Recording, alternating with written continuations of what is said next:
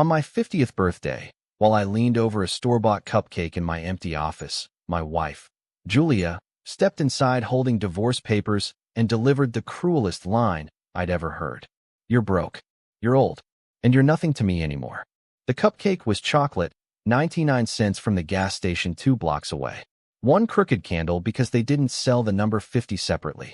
I had sung happy birthday to myself under my breath, feeling ridiculous but doing it anyway, because some traditions feel wrong to abandon completely. The wrapper still lay on my desk beside a photo from happier years. Julia, our daughter Caroline, and me at Niagara Falls just 2 summers ago, all of us drowned in those ridiculous yellow ponchos, laughing like we had the world in our pockets. If you love real emotional stories, hit subscribe. We post one every day. Mark, are you hearing me? Julia's voice sliced through the memory like a knife through soft icing. She stood there in designer workout clothes that cost more than my weekly groceries, and her lawyer, Briggs, hovered beside her like a well-groomed vulture waiting for the moment I stopped breathing. She looked beautiful and icy, like winter had put on mascara and chosen me as its personal target. "I heard you," I said, though my hands were shaking. "Broke, old, nothing. Message received. Good. Then you can sign without turning this into a spectacle." She shoved the stack of papers across my desk, smearing chocolate frosting across the line that read "Petition for Dissolution of Marriage." "I'm taking the house, Mark. The cars, the remaining business assets, and Caroline wants to stay with me full-time. She's embarrassed by you." Her friends ask why her dad went from owning 5 stores to living above a hardware shop. What exactly am I supposed to tell them? Tell them the truth, I wanted to say. Tell them her father fought a fraudulent lawsuit to protect his customers and his reputation. That he emptied everything to prove those valves weren't defective. That he won in court but lost every dollar to legal fees. That he did the right thing even when it strangled the life he'd built. But I didn't say any of that. Because when your 16-year-old won't answer your messages and your wife looks at you like you're something she stepped in, being right becomes meaningless. "Mr. Ellison," Briggs finally spoke, his voice smooth and polished, almost bored. "Mrs. Ellison is being more than fair under the circumstances. You'll have visitation, naturally, once you can provide suitable accommodations." "Fair?" I stared at him.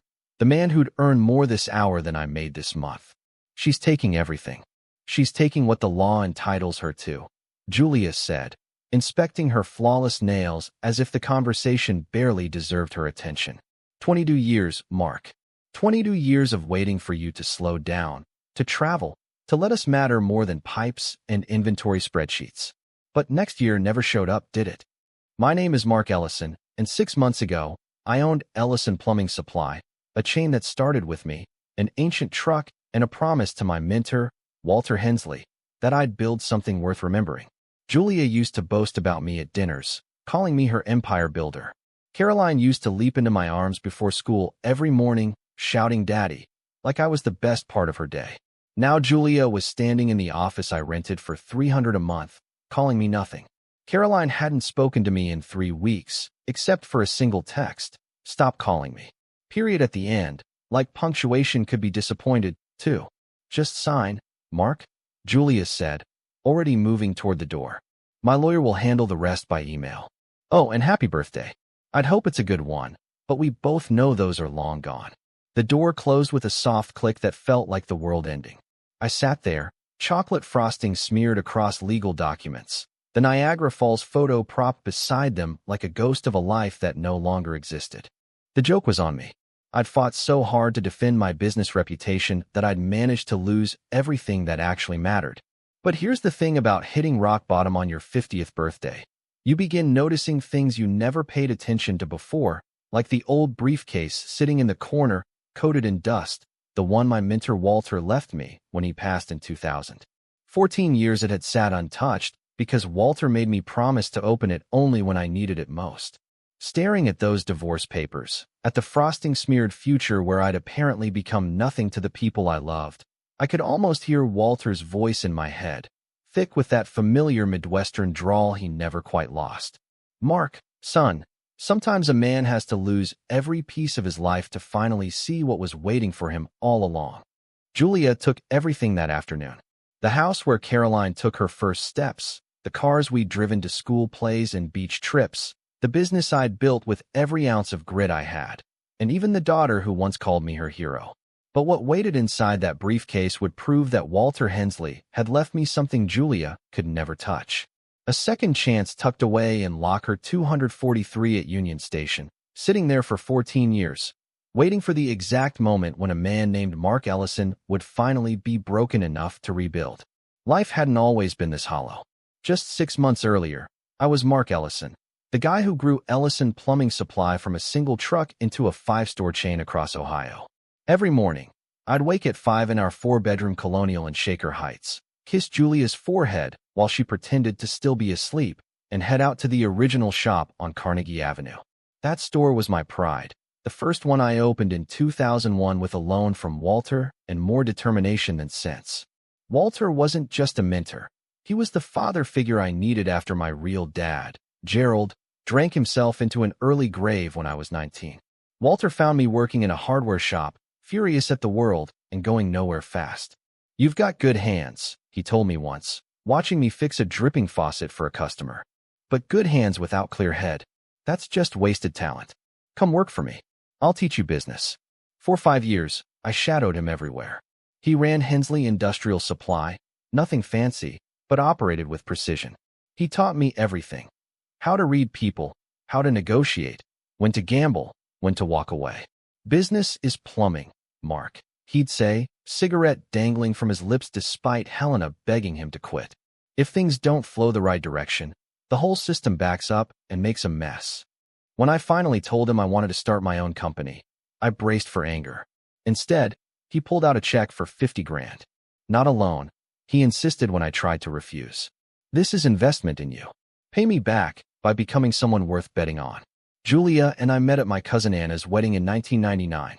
She was working at First Ohio Bank back then, processing loans in a crisp navy suit that made her look like she had the entire future organized in a file drawer. During the infamous chicken dance, she leaned over and said, "This is the dumbest tradition America ever invented." And I knew right then I was in trouble.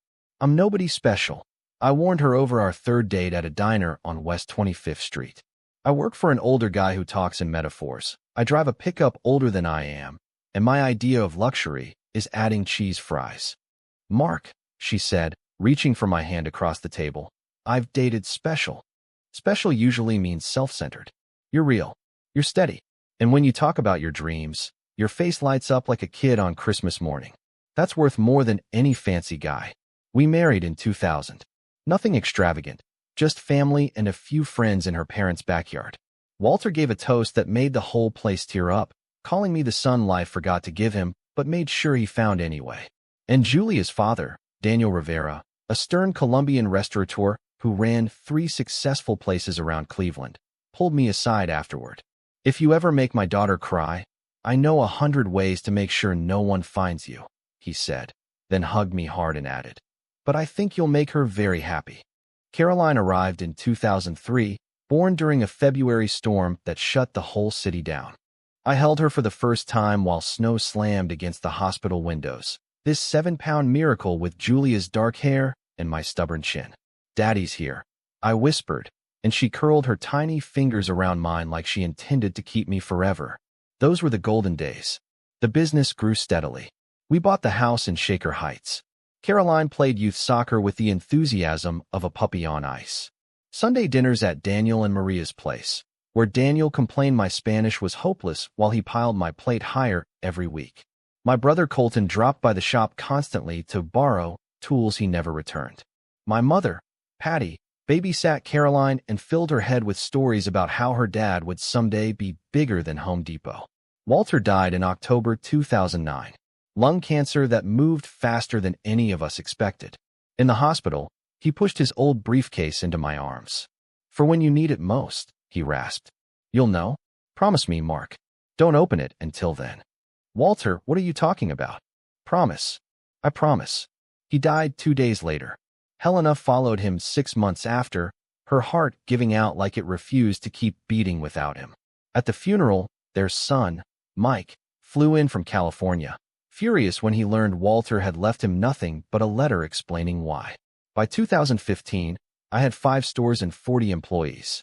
Julia quit the bank to handle our books. Caroline was drifting into teenagerhood, one minute slamming doors, the next curling beside me to watch old movies. We were the American dream dressed in work boots. The grateful protege of an immigrant mentor turning his chance into something real. I should have noticed the cracks earlier. 16-hour days creeping into 17, then 18. Julia eating dinner alone. Caroline's recitals missed for inventory crises. Just one more year became my slogan, my shield, my slow undoing. Walter had taught me everything about building a business except how to walk away from one. He'd never told me when to choose family over the next deal, next expansion, next dollar. The lawsuit arrived on a Tuesday in March, delivered by a process server who looked genuinely sorry as he handed me the envelope. 12 homeowners in Lakewood were suing Ellison Plumbing Supply for $3.2 million, claiming imported copper pipes I'd sold had corroded and turned their houses into wading pools. The photos were brutal: collapsed ceilings, buckled hardwood, a grand piano ruined beyond repair, childhood photos warped into sludge. "This has to be wrong," I told Julia that night, spreading the papers across our kitchen table. "I've sold those pipes for years. Same specs, same supplier. Not one complaint."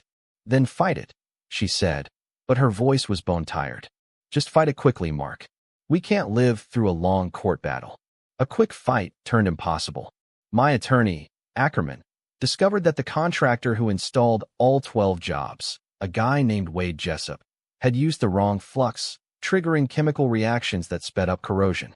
But proving it meant depositions, metallurgical tests, expert witnesses, and money bleeding from our accounts like those ruined pipes. "How much to settle?" I asked Ackerman after 3 months of hell. "They want $2 million. Insurance covers half. But I didn't do anything wrong. Those pipes were solid. Sometimes being right costs more than being wrong. Your choice." I chose right. God help me. I chose proving my innocence over everything else. I mortgaged the house without telling Julia, convinced I'd win and refinance before she ever saw a bill. I sold the 2 weakest stores to cover expert fees. I drained our retirement accounts, swearing I'd replenish every cent with interest. Julia discovered the mortgage when the bank called about a payment I'd forgotten in the chaos of preparing depositions. The argument that night rattled the walls.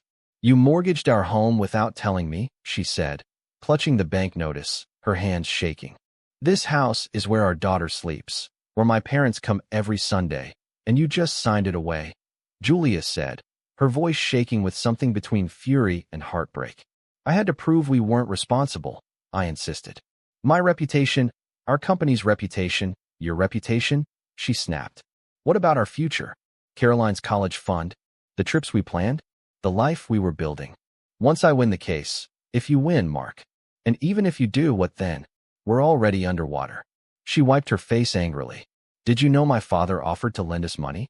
My 70-year-old dad wants to hand over his savings because you're too proud to admit everything is slipping away." That was around the time she started going to the gym every day, sometimes twice. "Stress relief," she explained. But she'd come home talking about Bryce, the trainer who was also apparently a life coach, who preached about manifesting your best future and not tying yourself to sinking ships. My brother Colton tried to warn me. We were at the original shop on a Saturday, sorting through inventory to see what else I could liquidate. "Julia was at Starbucks with that trainer guy yesterday," he said carefully. "They looked pretty close. They're friends, Colton. She needs support. I'm barely around. I'm exhausted all the time. Mark, open your eyes." She's halfway out the door. And Caroline, she's telling kids at school her dad's going bankrupt. They're tearing her apart, man. I won the lawsuit in September. Total vindication. The judge ruled that Wade Jessup's sloppy installation was solely to blame.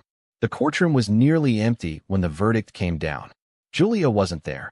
She'd gone on a spa weekend with her sister, she claimed, though her sister posted photos from home that same weekend. But victory tasted like ashes. The legal fees climbed to $1.4 million. I'd burned through everything to protect a reputation that didn't matter anymore, because I didn't have a company left to protect.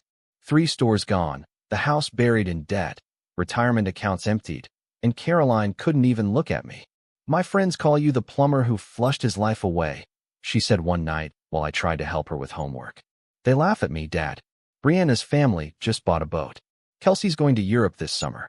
And my dad wrecked our whole life because he had to be right about some stupid pipes. On the morning of my birthday, I went to the bank for another loan. The manager, someone I'd worked with for 15 years, couldn't even meet my eyes. I'm sorry, Mark. Your debt-to-income ratio, the mortgages, the losses, there's nothing I can do. I bought a 99-cent cupcake with coins I scraped from the truck's cup holder. Rock bottom has a flavor, and it's stale gas station chocolate frosting eaten alone while your wife hands you divorce papers and your daughter pretends you're invisible. After Julia stormed out of my office that night, I stayed in the dark for hours. The streetlight outside cast shadows across Walter's old briefcase, just bright enough to remind me it was still there. 14 years it had waited, patient as a loyal dog guarding a secret meant only for me. At 2 in the morning, I pulled it onto my desk, fingers tracing the worn leather. Walter carried this thing every day I knew him, treating it like it held state secrets instead of invoices and half-eaten sandwiches. The brass clasps were tarnished but solid, snapping open with a sharp click that sounded too loud in that empty room. Inside was a single envelope, yellowed and fragile. My name stretched across it in Walter's careful handwriting. Each letter formed with the precision of a man who learned English late and cherished every word he wrote. The note inside was short, scribbled on paper from the downtown Marriott, probably from one of our Cleveland business trips. Mark, son, if you are reading this, life has knocked you flat. Good. The ground is where we learn to stand again. When your world falls apart, go to Union Station, Cleveland. Locker 243.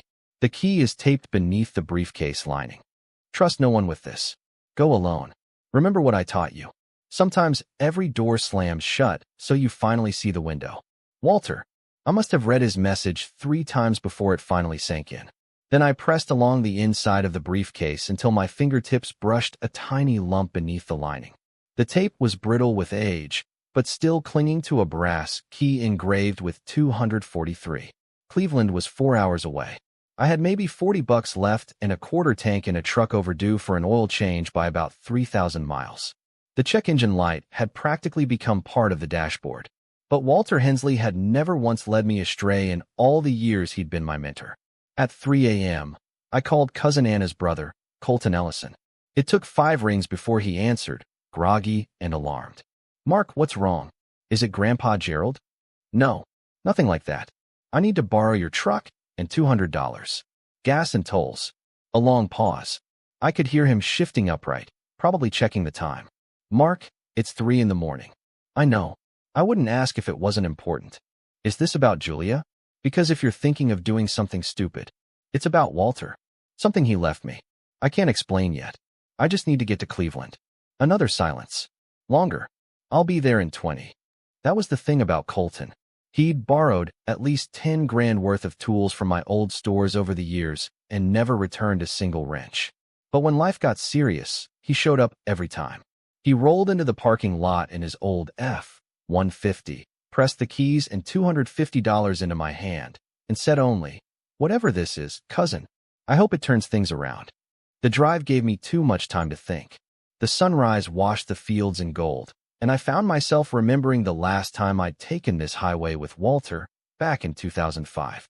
We were heading to a supplier meeting, and he spent most of the trip telling me about his escape from East Germany in 1981, hidden in the back of a freight truck, living on bottled water and stale crackers for 5 days.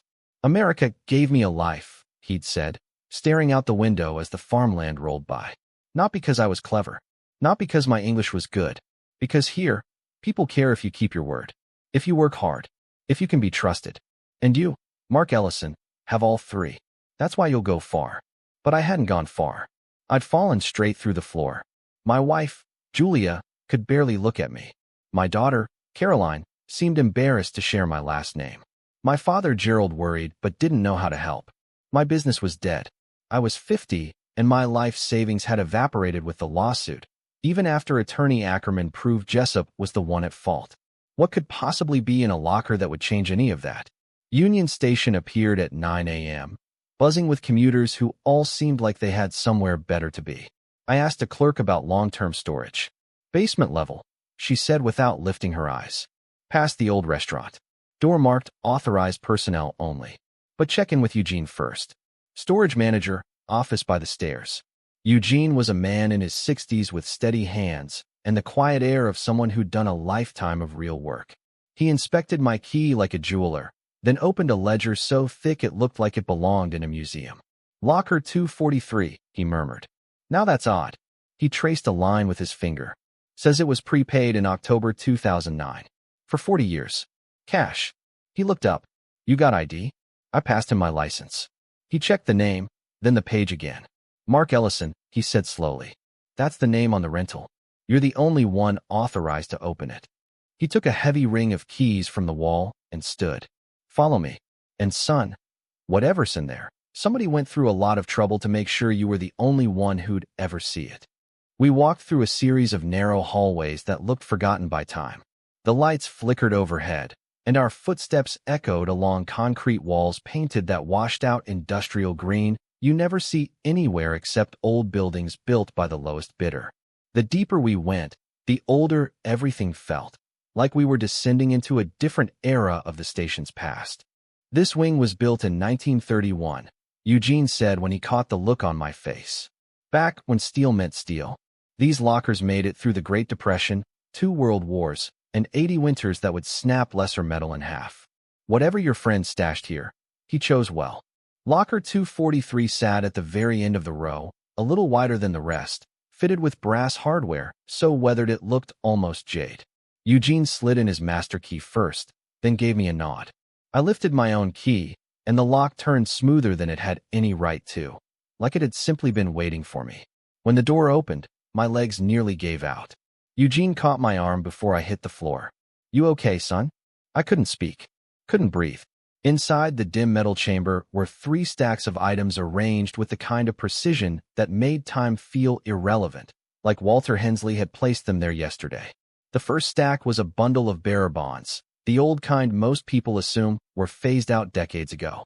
On top sat a note in Walter's neat handwriting. My true savings. Government never knew. They're yours now. Roughly $2.8 million when matured. Take them to First Ohio Bank. Ask for Simon Dreyer in private banking. He's expecting you. My hands shook as I picked one up. The paper was detailed, official, dated 1982. There were at least 50 certificates, each worth more than I'd earned in the last 5 years combined. The second stack was a bulging manila folder labeled Ellison Trade Supply, yet the incorporation date was 1998, 3 years before I ever launched my own company. Inside were formation documents for a Delaware corporation bearing my exact business name, even listing me as the sole owner and Walter as the registered agent. A sticky note clung to the first page. Look at the patent. I rifled through until it appeared. Patent number 6850-239. Method and system for reinforced copper joint installation. Inventor, Mark R. Ellison. Filed, 2001. That's not possible, I whispered. I never filed a patent. But I had invented something. Back in 2000, I'd shown Walter a pipe joint reinforcement method I made up on a slow workday, one that slashed failure rates. He'd been excited, told me to document it, even made me demonstrate it for a lawyer friend. I'd shrugged it off and kept grinding. But Walter hadn't forgotten. Another note waited near the back. Every major manufacturer uses your technique now. Infringement settlements prepared at Brennan and Lowell. Mr. Lowell will handle everything. The third item undid me completely. A white envelope, newer than the rest, with "For Caroline" written on the front. Inside was a letter dated 1 week before Walter died. Dear Caroline, you're only 6 now, but one day you'll be old enough to understand this. Your father is the finest man I've ever known, not because he never falls, but because he always climbs back up. When I came to this country with nothing, Americans lifted me.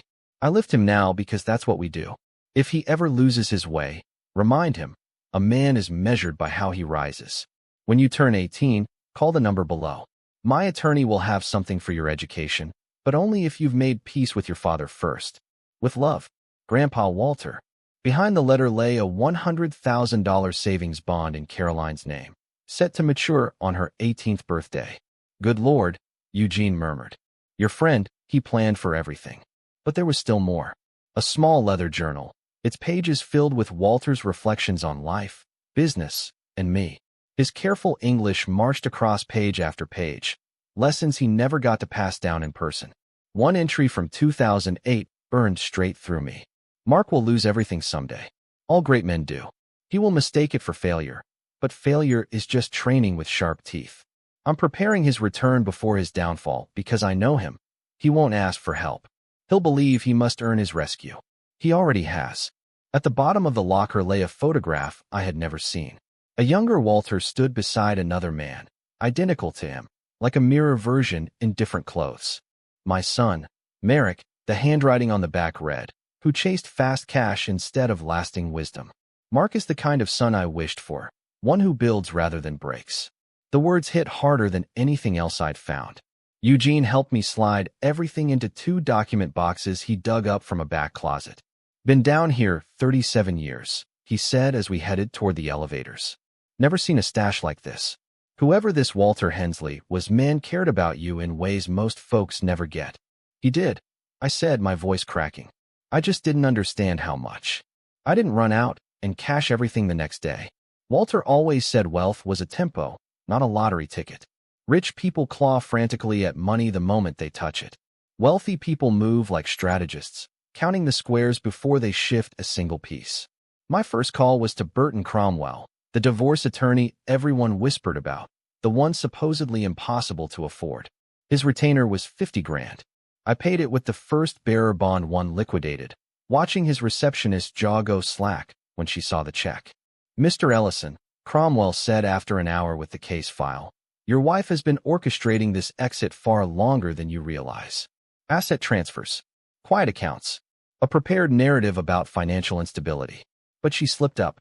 He slid a photo across the desk. The trainer, Bryce Hoffman. He and your wife purchased a condo 6 months ago. The down payment came from marital assets. That's problematic for her. The blood drained from my face. This, he added, turns the entire divorce upside down. Infidelity, concealed property, misrepresentation. You're not the only one under scrutiny now. The patent case was even cleaner. Thomas Brennan, Walter's longtime lawyer, seemed almost relieved when I walked into his office. Walter knew you'd never come after these companies, Brennan explained, gesturing towards several crates bursting with documents. So he hired me 22 years ago to prep the infringement claims. Every major plumbing manufacturer in North America has been using your reinforced joint method without credit or compensation. The settlements we've negotiated total approximately $4.2 million. All we require is your signature. 3 weeks later, at 11 at night, my phone rang. Caroline, sobbing so hard her words tangled. Dad, I'm sorry. I'm so sorry. I saw emails on Mom's laptop. She's been with Bryce for 2 years. She told me you gambled everything away, that you ruined us. But Aunt Teresa told me about the lawsuit. You spent everything trying to clear your name, and Mom knew. She knew, Dad, and she still blamed you. Sweetheart, where are you? At Kelsey's. Please come get me. I drove through a hard rain in Colton's truck, mine still dead in the driveway, until I saw Caroline sprinting toward me before I even stopped. She threw her arms around my neck like she hadn't done in a decade. I'm the worst daughter in the world, she choked out. You needed me on your birthday, and I ignored you. Your 50th. Look at me, I said, lifting her face. You're 16. You trusted your mother. That isn't a sin. There's nothing to forgive. The divorce changed course the moment Cromwell presented evidence of Julia's hidden accounts and her 2-year affair. The judge, a woman who looked like she'd spent her entire career watching people lie, didn't tolerate Julia's claim of abandonment once the facts came out. I earned shared custody, though Caroline chose my place full-time. Julia kept the house, but was forced to buy out my half with the money she'd hidden. Those funds became seed money for a new start. One store, smaller footprint, smarter hours, focus on innovation rather than empire building. Then, on a quiet Tuesday, the settlements hit my account. $4.2 million for an idea I once doodled on a napkin, protected only because Walter believed in me more than I believed in myself. 6 months later, on my 51st birthday, Caroline made me breakfast. Pancakes charred on one side, eggs that sloshed when I moved the plate, bacon that somehow managed to be burnt and undercooked at the same time. It was perfect. Dad, she said, handing me a handmade card. I need to tell you something. When I was a kid, Walter Hensley once told me I was the son he wished he'd raised. Back then, the word slid right past me. Now I understand exactly what he meant. He recognized something in me that I was too young, or too stubborn, to see. Falling doesn't decide a man's worth. Staying down does. And I never stayed down, not even when everything in my life seemed designed to shove me face first into the dirt. Inside Caroline's card was the letter Walter had left for her, the one tucked in that storage locker. She'd already spoken with Mr. Lowell at Brennan and Lowell about the education account he'd set up. "I want to study business," she said quietly, "like you and Grandpa Walter. Today, I keep 2 briefcases in my office. Walter's original, scuffed, heavy, retired with honor, and a new one I bought for Caroline the day she finished high school. Inside hers is a key to locker 244 at Union Station, paid forward for 4 decades, holding a safety net I hope life never forces her to open. That's what real love looks like. Not fireworks or flawless years, but quiet, deliberate preparation for storms you pray never arrive. Walter always knew I'd stumble. Everyone who reaches far enough eventually does. But he also knew I'd rise again, because that's what he trained me to do. Julia still lives with Bryce Hoffman in that condo. Now and then I see them at the grocery store. We nod, the way strangers do when they used to share a dream that didn't survive its own weight. She was wrong when she said I'd end up as nothing. And she was wrong about something else too. 50 isn't old. It's the midpoint when you're building something meant to endure. That old briefcase saved me, but not because of the money. Cash only fixes what's on paper. What saved me was realizing someone had believed in me enough to build a future for me long before I knew I'd need one. Walter Hensley, immigrant, craftsman, teacher with sandpaper hands, loved me like a son, and that love was worth more than all the bonds tucked into that metal box. Sometimes life truly does slam every door shut. But if you're blessed, someone who cares about you has already cut a window into the wall. You just have to be broken in the right way to finally lift your head and see the light coming through it. If this story reached you, give this video a like and share it with someone who needs to know that falling is not the finale. Tell us in the comments about a time someone believed in you when you couldn't believe in yourself. And don't forget to subscribe for more stories about resilience, second chances, and the remarkable ways life reminds us we're never walking alone.